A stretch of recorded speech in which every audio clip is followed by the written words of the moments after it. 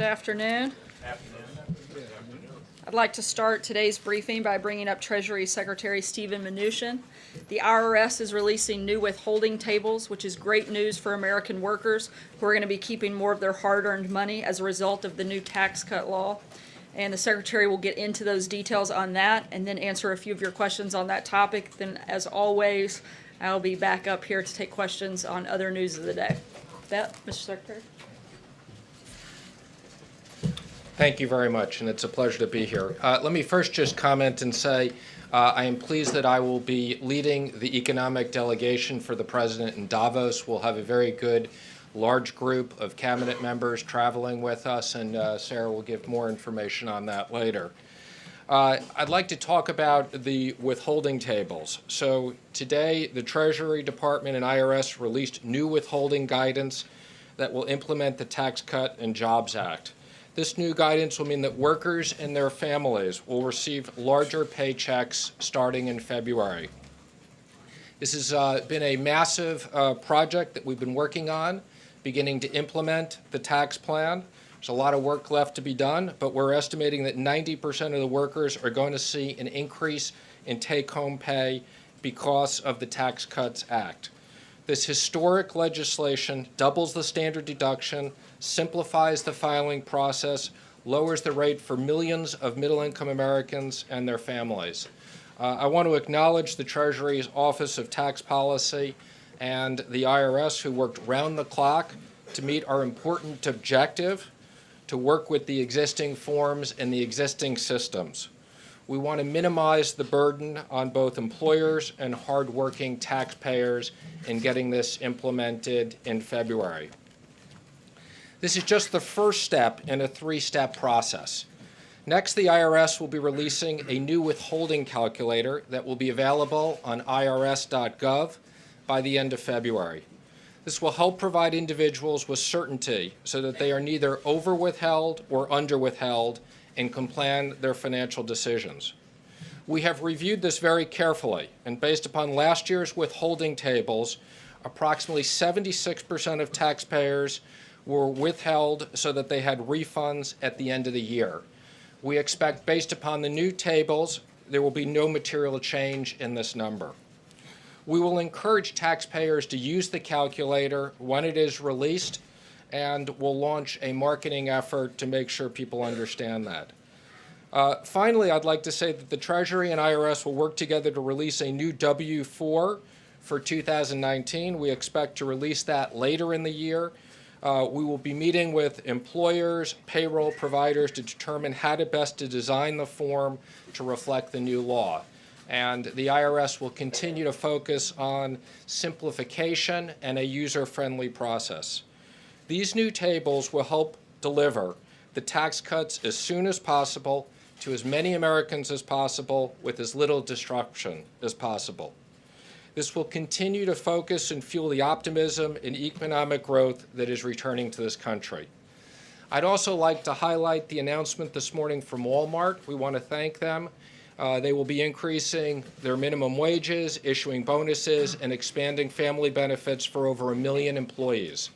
Walmart is the latest company to make such an announcement, directly result of the Tax Cuts Act, and they join over 130 other companies across the nation who have already given such relief. We're now up to over 2 million workers that have seen either special bonuses or additional wages. And with that, I'm happy to answer any questions. I have to start with you because you had the hat. Okay, thanks.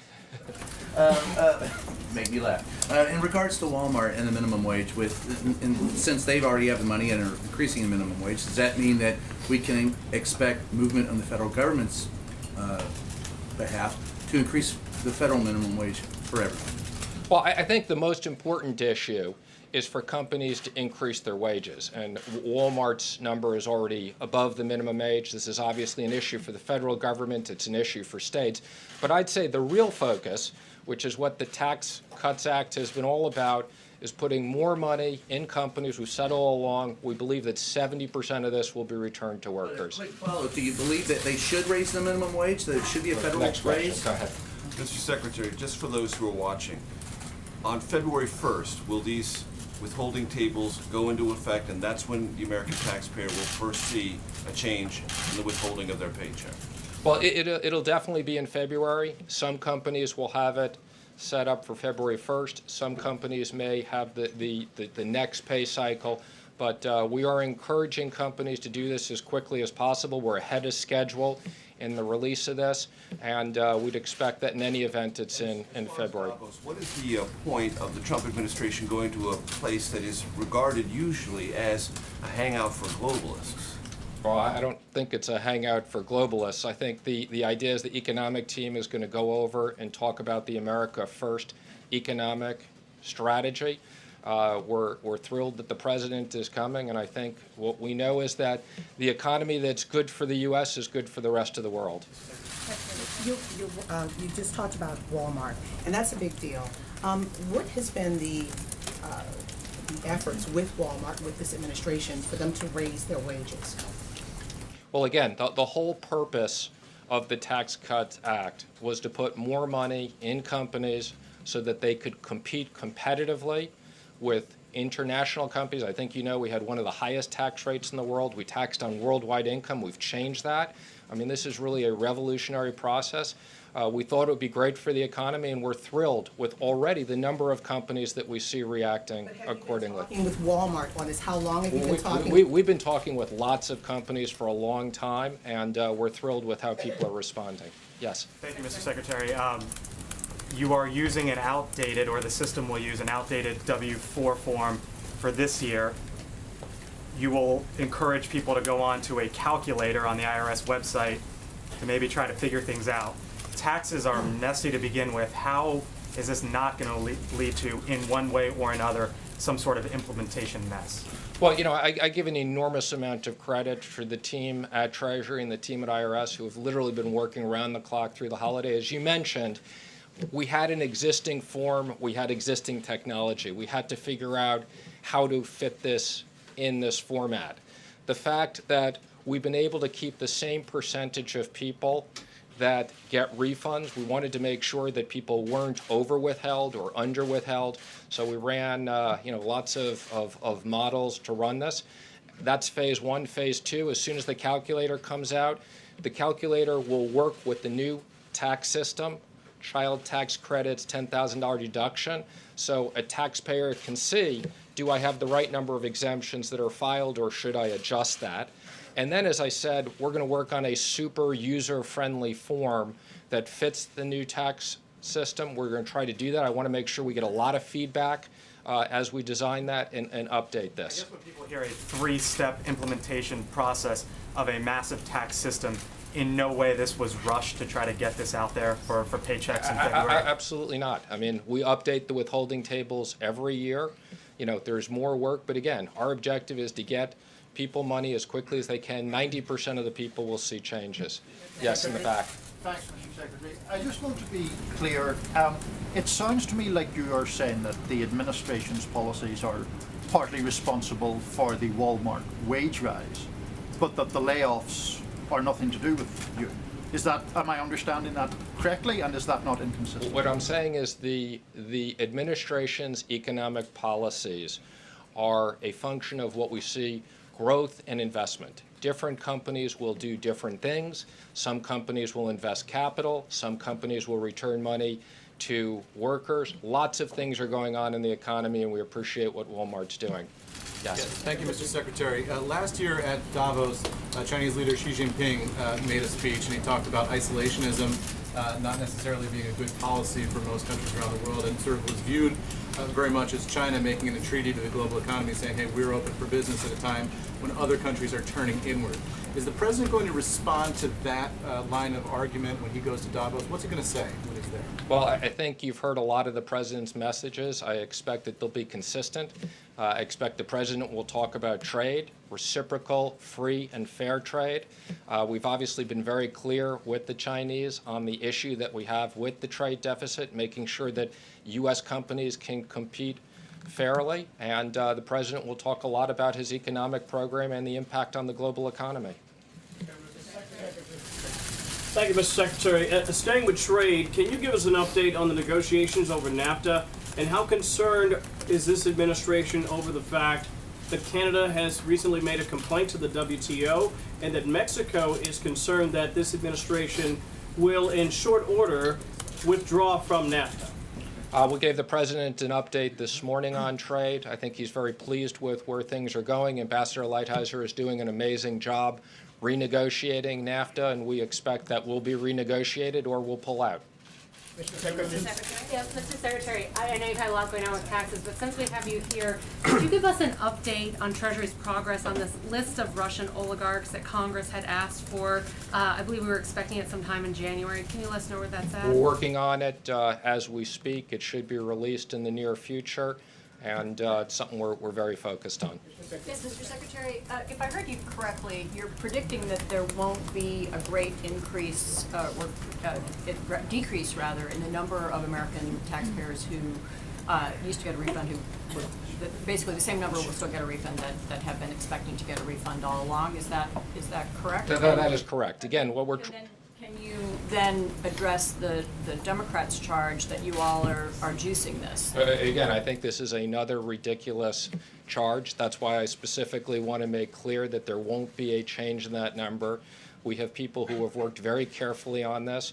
Our objective is not to have taxpayers over-withheld so that they owe money at the end of the year. As I've said, we have a system, 90% of the people will get money. The same number of people will get refunds, and we're going to actively encourage and make sure that taxpayers understand how to go onto the calculator once it's up and running.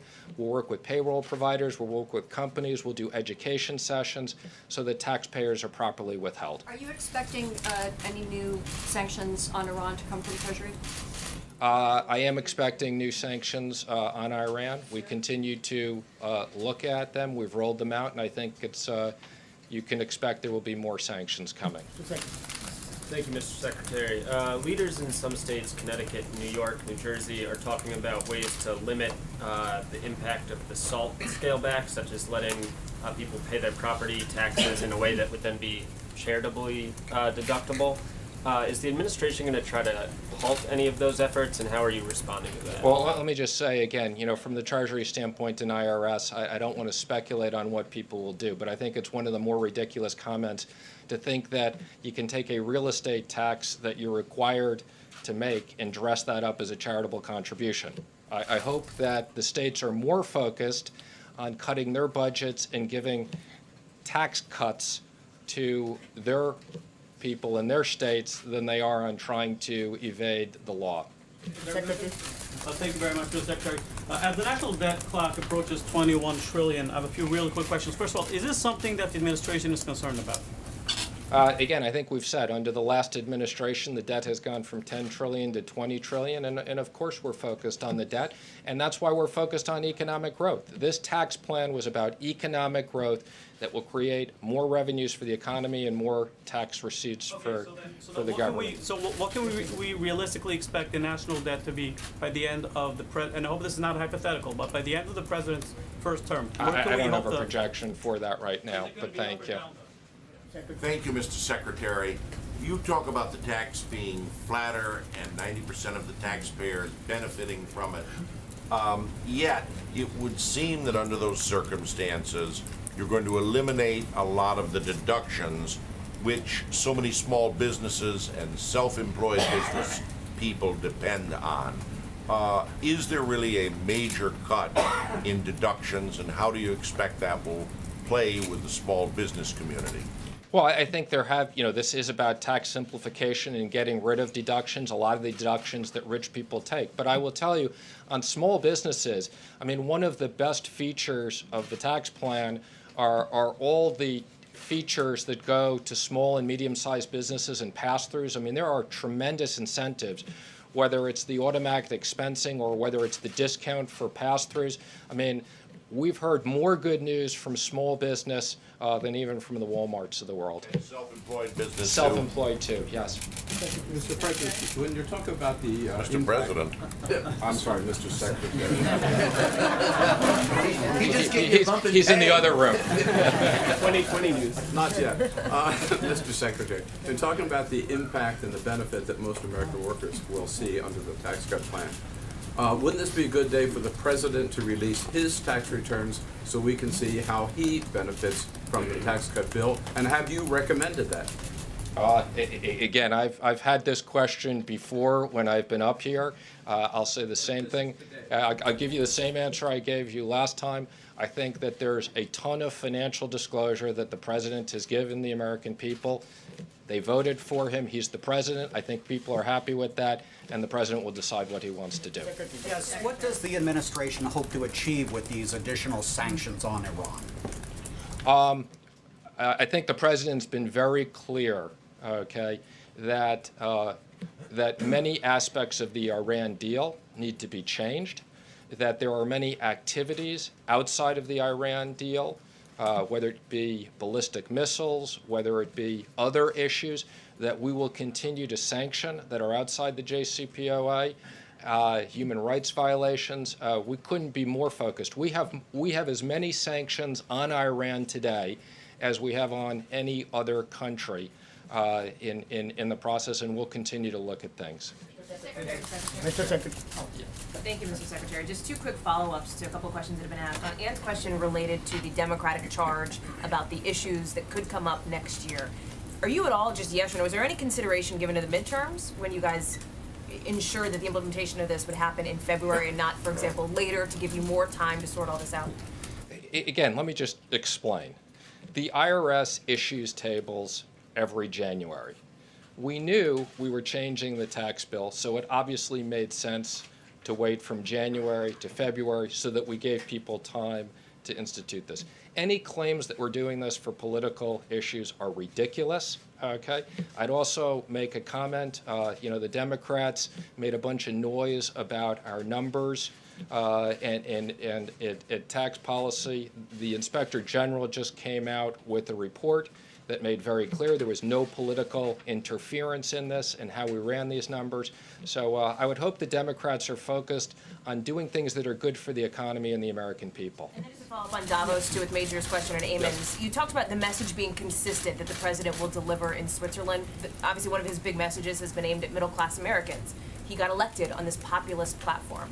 I'm hoping you can explain how it's consistent to take members of his cabinet, many of whom are very wealthy, to go rub elbows with a bunch of other very wealthy people in Switzerland. Can you explain the consistency on the messaging? I can assure you that the members of his cabinet have no interest in going over there and rubbing elbows with anybody. This is about meeting business leaders. This is about meeting our counterparts.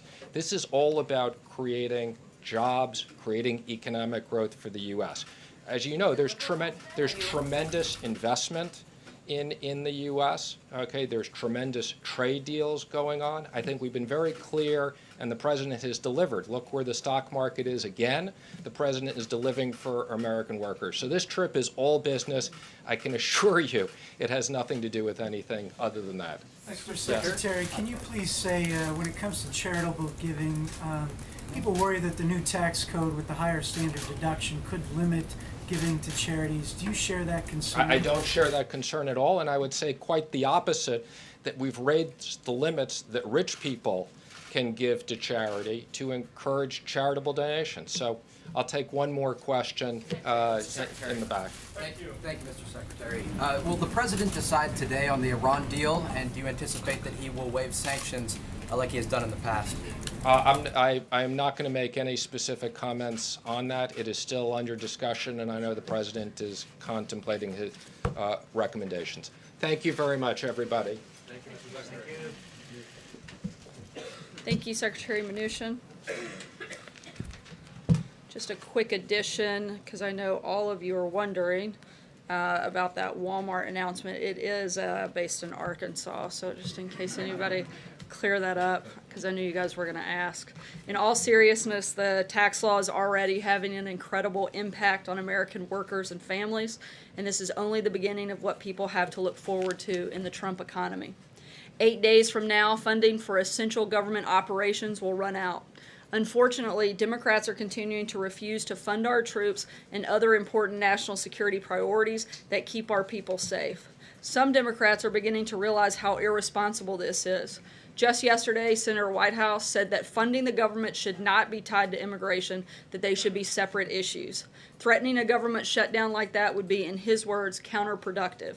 What's interesting about this is that it's the position most Democrats, including Senate Minority Leader Chuck Schumer, held right up until the moment Donald Trump became president. Democrats should stop making our brave troops and essential government functions political pawns in their swamp games. They should stop their obstruction and work with Republicans to fund the government. Looking ahead to tomorrow, the President will receive his annual physical at Walter Reed. Dr. Ronnie Jackson, the President's physician, will conduct the exam, and Dr. Jackson has been a physician to the President for 3 consecutive administrations. He will release a statement tomorrow after the exam, and then will join me here in the briefing room next Tuesday to give a detailed readout and answer a few questions. And with that update, I will take your questions.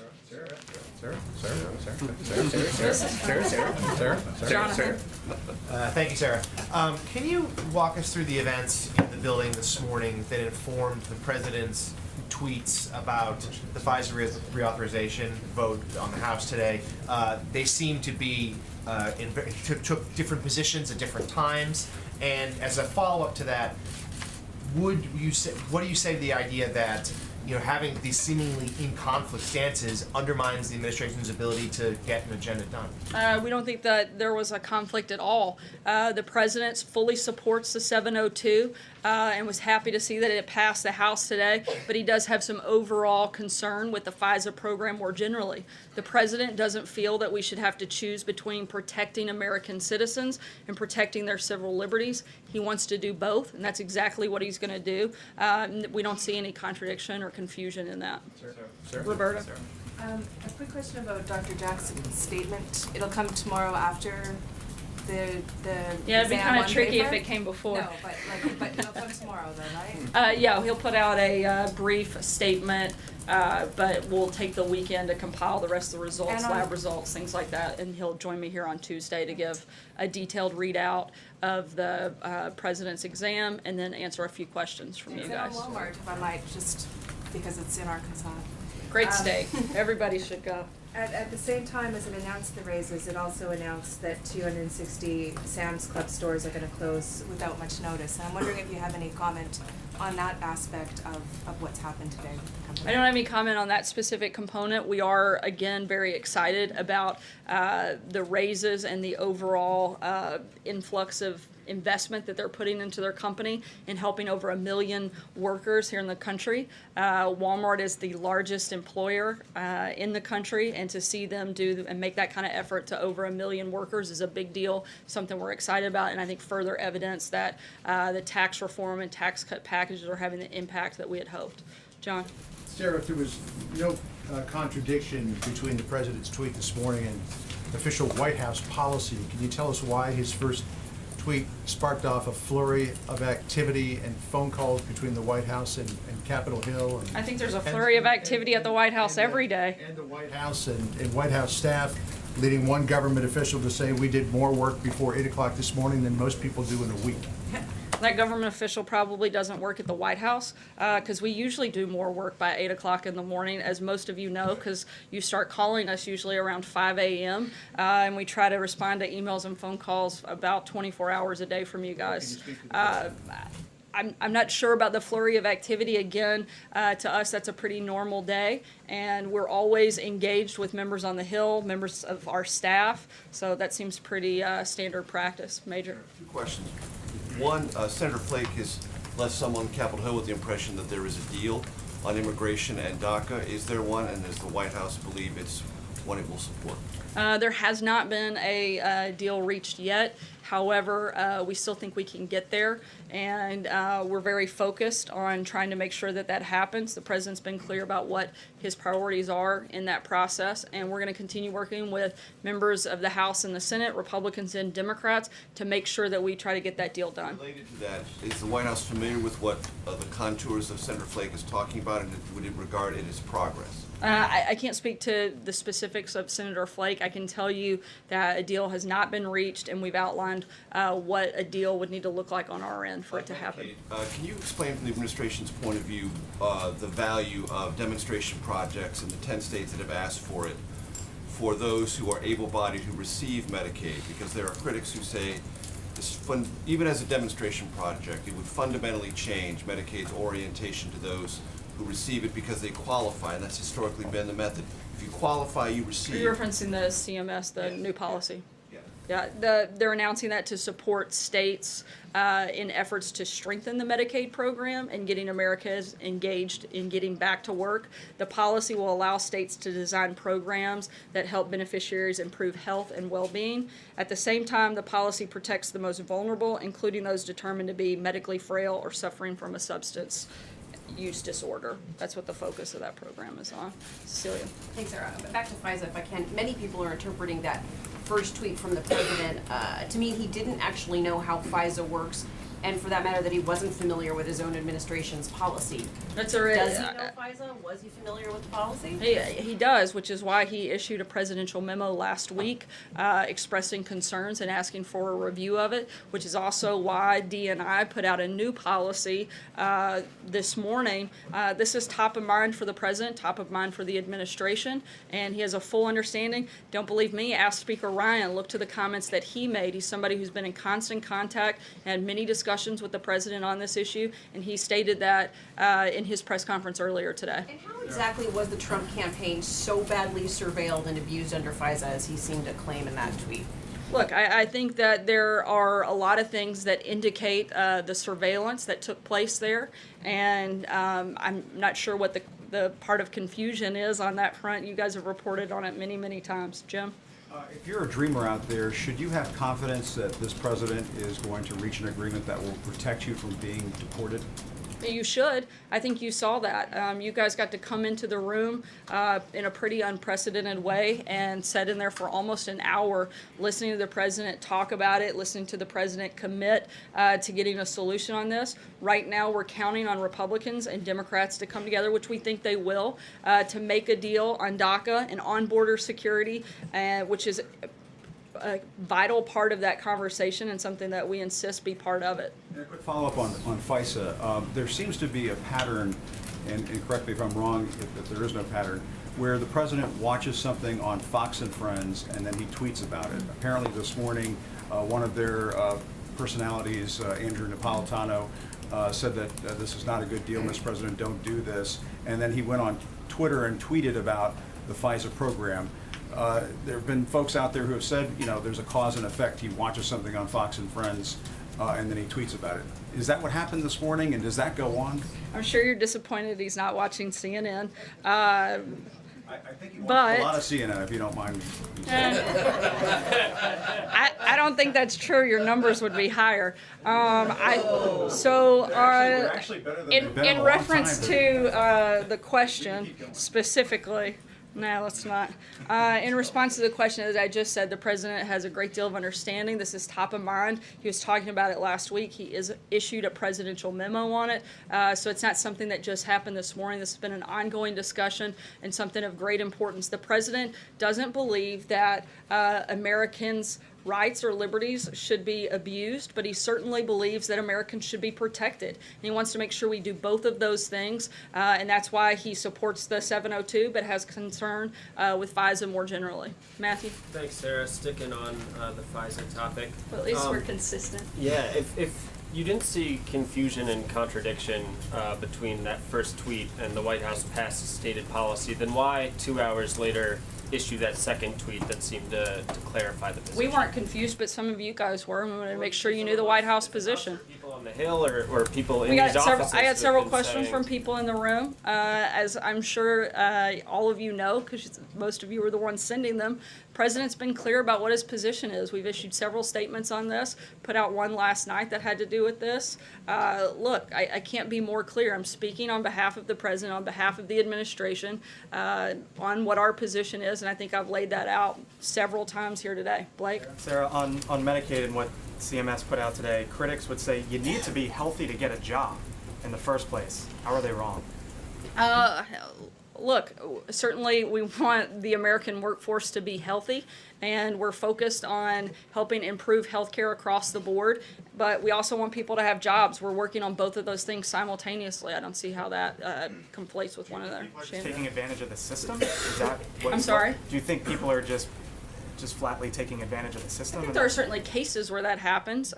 We don't think that's the overwhelming majority, but there's certainly that's an issue and something we want to be sure to address. Sarah, back in the summer, the president said 100% he would talk with Special Counsel Mueller. Yesterday, he said we'll see what happens. He seemed to raise questions about whether there would be an interview. What's changed between the summer and now, and the president's thinking about speaking with Robert Mueller? Nothing's changed. We're going to continue to be fully cooperative with the Special Counsel as we have been.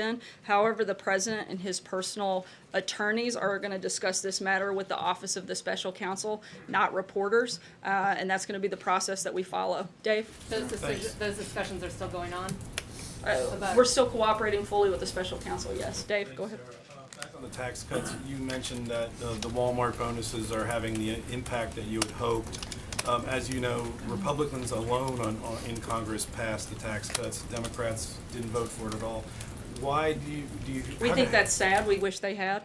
How do you explain then that almost twice as many Republican incumbents are quitting Congress this year as opposed to Democrats?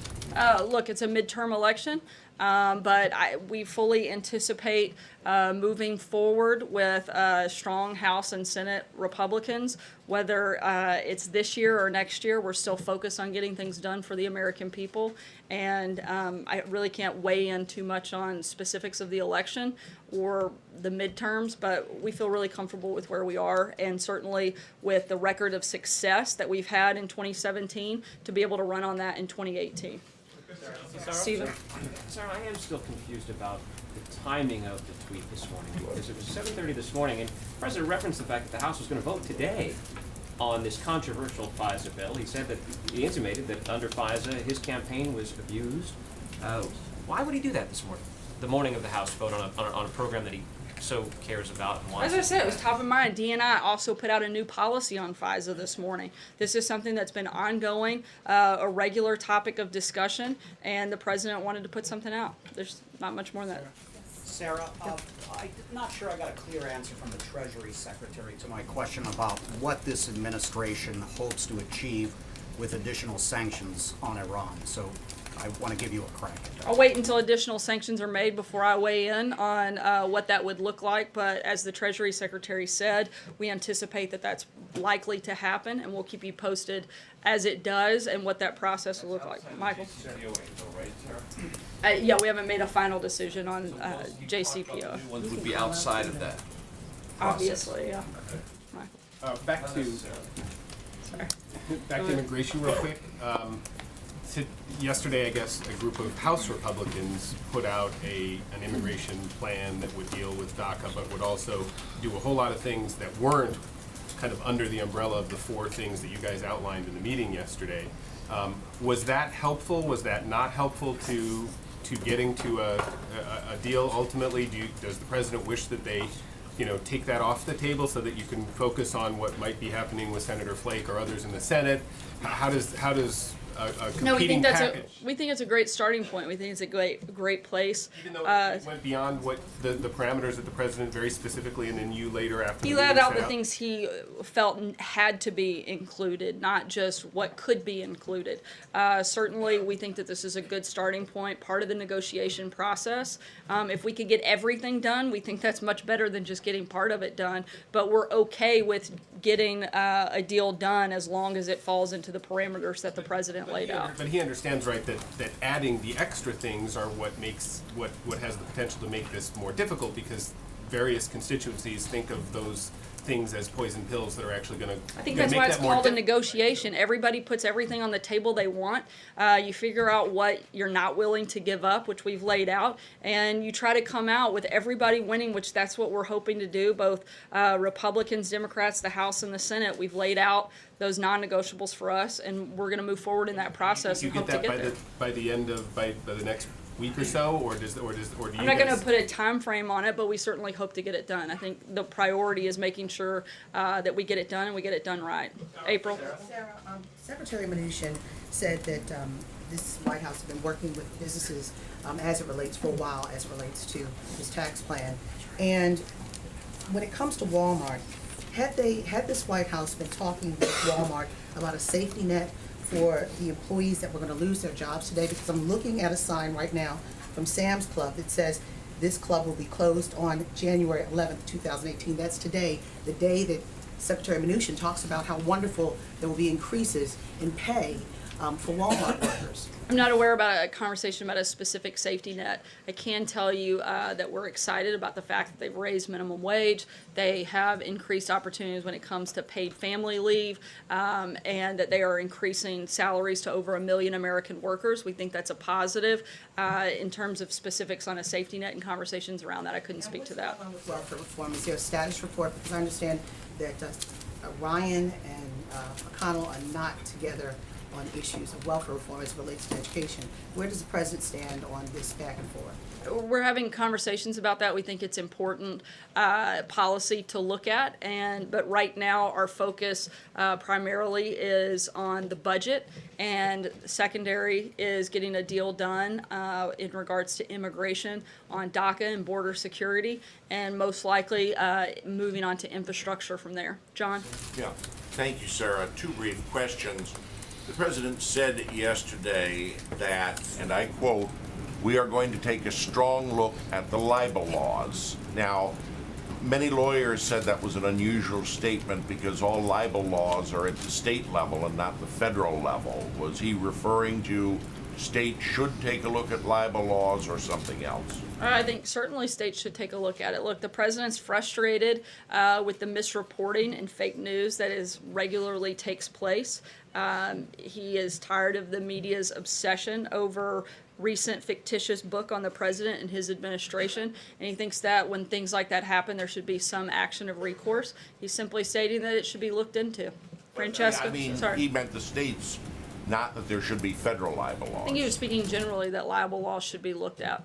My other Second question is the administration have any reaction to the reports of the arrest of former Iranian President Ahmadinejad, who was leading a protest movement against the regime?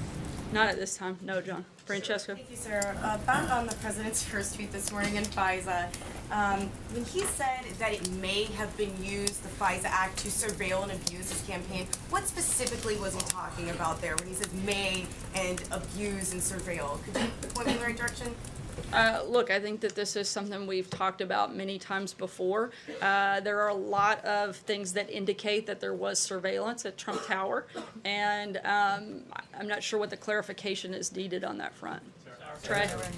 Thanks, Sarah. Two questions for you. First, a few days ago you said the White House did not have any reaction to the transcript that was released by Senator Feinstein related to Fusion GPS. Is the president aware of this transcript? And does he have any reaction to the FBI references within the transcript and what was said by that gentleman? We certainly think it's a gross overstep by Senator Feinstein to release that transcript.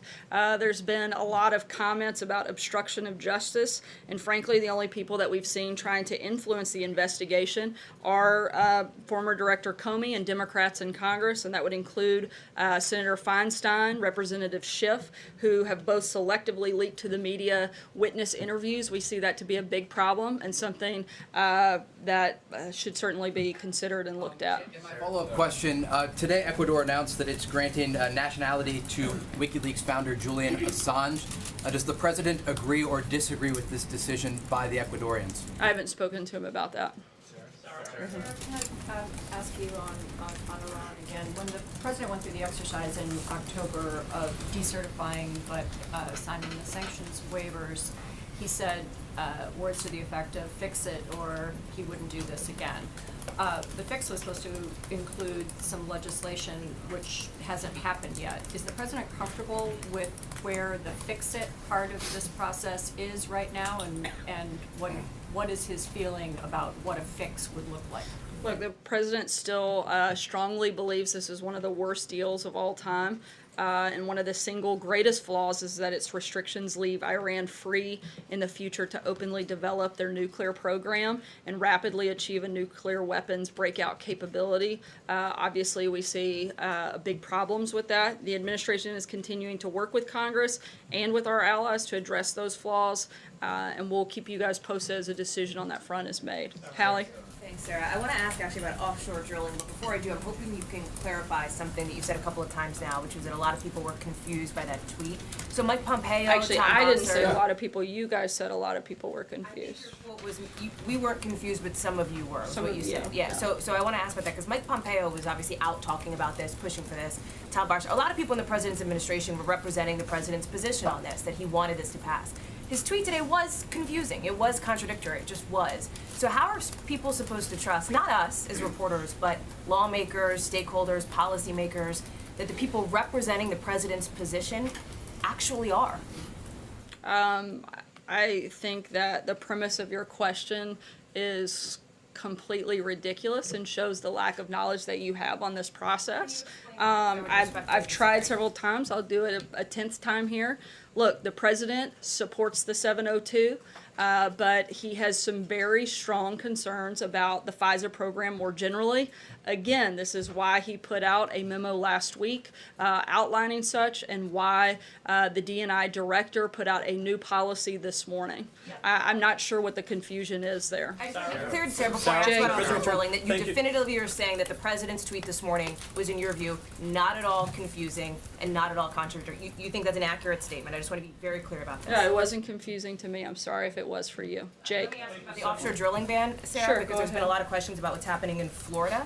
There have been other states that have pointed to the reason this administration is given for exempting Florida, saying that they also would like to be exempt. So how is exempting Florida from the ban anything other, in critics' view, than giving a political favor to White House allies in a key battleground state? Look, the president is a massive advocate for America not just being energy independent, but being energy dominant. That's just part of that process is the offshore drilling. That's why it's opened up for public comment. These are going to continue to be negotiations. We're going to continue to look for places and ways that we can make America more energy dominant. If that's one of them, then we're going to continue forward in that process. That's why we've opened up drilling in ANWR, the Keystone Pipeline, and cut a lot of job-killing regulations that have to do with that. We're going to continue moving forward in that process. It's an open comment period, and we'll continue to talk with other stakeholders as we make decisions for other areas and other states. Jake? Not a political favor. Thank you, There's Sarah. not, I am not aware of any political favor that would have been part of, so no. Jake? Thank you, Sarah. On prison reform, the president recently commuted the sentence of a first-time offender, a father of 10 children, who had been sentenced to an excess of 27 years. What kinds of injustices does the president view as priorities? Look, the president is looking, one of the big topics of conversation for today specifically is looking at reducing the rates of recidivism, specific to helping reduce violent crime. This is a beginning conversation. This is to a listening session, and we're going to continue working through this process. But that was the #1 topic at today's meeting, and that's the big priority he has on that front at this point. There have been reports out, and if you could please clarify, what is Mr. Kushner's role in the prison reform initiative exactly? He's helping lead that conversation and put stakeholders together from a number of different areas that have expertise on this matter. I'll take one last question. Anita? Can you just, going back to immigration, can you just shed a little bit of light on what the holdup is? Members of the Republican Party were in the negotiations. They're the ones who are saying they agree with Democrats. The administration has been in the meetings, at least some of them. So what do you all not like? I believe there's only one member that said that there was a deal reached, and the other members are well in sync on the same page that we haven't quite gotten there, but we feel like we're close. And again, we're going to keep having these conversations. The president had a meeting here today with a number of members, both from the House and Senate, Republicans and Democrats, as a follow-up discussion on immigration. And again, we feel very strongly that we can get a deal made. One piece that the president talked about missing, is that the issue, or is there not enough funding? Can you shed a little light? I think it's Democrats agreeing to the other side of the deal. I think that's where we are. And again, we're confident and feel like we're going to get there. Thanks so much, guys.